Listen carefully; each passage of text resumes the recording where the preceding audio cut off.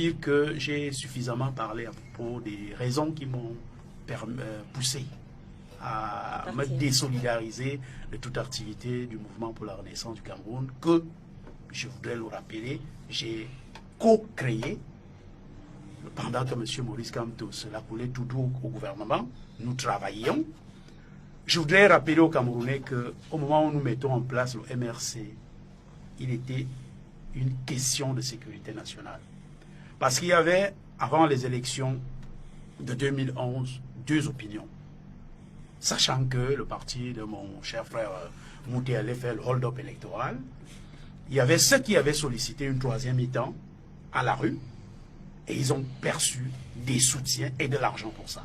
Je ne vous apprends rien en évoquant les organisations comme Freedom House, qui ont donné de l'argent aux gens. Je peux vous dire, en affirmant la main sur le cœur, que l'Union européenne était prête à financer le soulèvement au Cameroun avec un certain nombre de chancelleries. Mais par patriotisme, nous avons réussi l'exploit. Les gens de la troisième mi-temps et ceux qui disaient non, on ne peut pas prendre l'argent des autres pour créer quelque chose, on s'est accordé à créer un mouvement politique.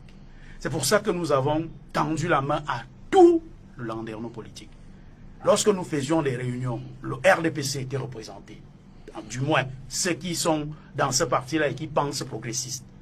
Le SDF, le CPP, l'ANDP, il y avait tellement de partis, M. Paul Aya, Olivier Billet, il y avait des intellectuels que leur nom vous dirait certainement quelque chose, Mathias Eric Onangini, Claude Abbé, Stéphane Akwa, pour ne citer que cela. Donc c'était une mouvance, sauf qu'il y a eu tromperie sur la marchandise, sur deux points au moins. Nous décidons de façon réflexe, d'ailleurs c'est M. Fabien Sigana qui propose Maurice Kamto. Et nous acceptons à la convention qui a eu un accouchement vraiment difficile. Sauf que M. Alain Foguet, et là vous allez permettre M. Kouebo, que moi je cite les contemporains, M. Alain Foguet, lui il avait un calendrier dans le sac. À savoir, il voulait faire de Maurice Kamto celui qui chauffe le ballon avant que le vrai joueur, que je ne donnerai pas le nom, n'entre sur le terrain. Sauf que Maurice Kamto, lui, ne le savait pas. Il est entré dans la danse. Lui aussi, il avait son agenda derrière le sac pour dire, si on veut faire de moi le figurant, je vais être... D'ailleurs, la preuve, l'actualité, il discute au pénalty, avant même de jouer la compétition. Donc, voilà la difficulté dans laquelle on s'est rapidement mis, au point où il y avait au moins 3 agendas. Un agenda de ceux qui pensent que les choses doivent changer au Cameroun. L'agenda de celui qui pense que le président que nous avons choisi doit chauffer le ballon pour qu'un vrai joueur vienne entrer au terrain. Et l'agenda de celui-là. Très vite, après la mort d'un général qui était dans le plan au départ, les choses ont changé. M. Foguet avait donc l'obligation de se mettre à côté de M. Maurice Kamto pour de vrai. Et M. Maurice Kamto, qui prenait la chose très au sérieux, a tout fait d'éliminer tout ce qui pouvait lui accorder, faire concurrence. Je voudrais vous dire pour l'exemple que j'aurais été à l'Assemblée aujourd'hui. Pour les élections législatives de 2013, c'est Maurice Kamto qui combat ma liste, étant secrétaire national dans son propre parti. D'abord, il refuse de me donner l'investiture. Pour que j'ai un dossier déposé, il a fallu que son actuel vice-président, Maître Sim, avocat, falsifie sa signature, imite sa signature pour que j'ai un certificat. C'est grave ce que vous dites. Mais moi je le dis, je le mets à défi de dire, je cite les noms, je vous dis. Et Maître Sim, c'est un avocat. Ça veut dire que si je dis n'importe quoi, il peut contester. Je dis, c'est lui qui ferme les yeux et il imite la signature de Maurice Kamto pour que j'ai un certificat d'investiture dans mon dossier. Et lorsque j'ai réussi à le déposer, il appelle ses amis à Elecam, parce que les gens disent que c'est RDPC qui manipule les médias et les institutions. Eux aussi, ils le font. Elecam rejette ma liste.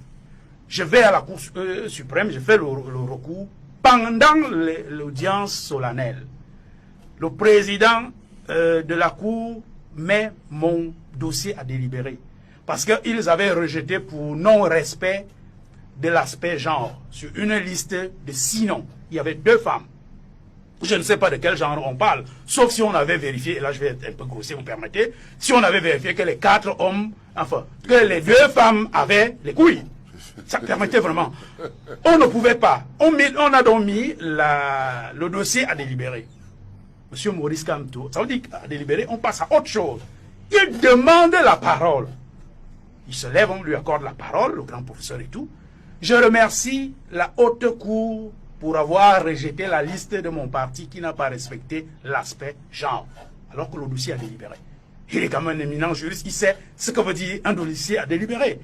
Le président a compris en subliminal ce qu'il voulait par là dire et il a suspendu l'audience. À la reprise, il a rejeté ma liste. Et la dernière fois que je vais voir le président de mon parti... On est en 2013. Nous sommes en 2013. Il vient me supplier à genoux de désister des recours que j'avais fait contre le parti de mon cher ami.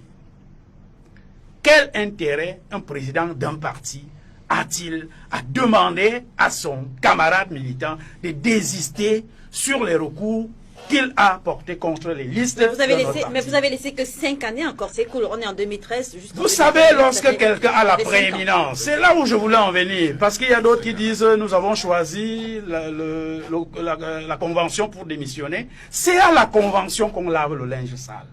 Sauf que M. Maurice Kamto et sa bande ont confisqué l'organisation de la convention. Je me suis plaint, les textes disent qu'ils devaient m'informer 41 jours, tous les membres, ils doivent être informés au moins 41 jours. Nous devons tous prendre part aux travaux préparatoires, aux commissions. Alors, si je suis exclu, si je ne sais même pas où est-ce que je peux déposer le dossier pour le challenger, vous conviendrez avec moi qu'il n'y a pas... Bon, j'ai attendu qu'il fasse son mandat et que je dise aux camarades la vérité pour qu'ils choisissent effectivement celui qui peut mener à bien le projet de faire la politique autrement que nous avons mis en place. Malheureusement, on m'a refusé de participer à cette convention. J'ai estimé donc que je ne devais même plus laisser un jour de plus. Vous savez, madame, j'ai un contrat avec les Camerounais. C'est de dire la vérité. Il se trouve malheureusement que lorsque nous tirons sur le parti de mon cher Mouté, tout le monde est content. Si vous regardez les followers sur Facebook, vous allez tomber par terre. Mais dès lors que vous touchez Maurice Kamto sur les faits, et les faits ne sont pas discutables, tout le monde vous traite de vendu, de lieutenant, de tel et de tel. Je dis, il faut qu'on arrête avec ça.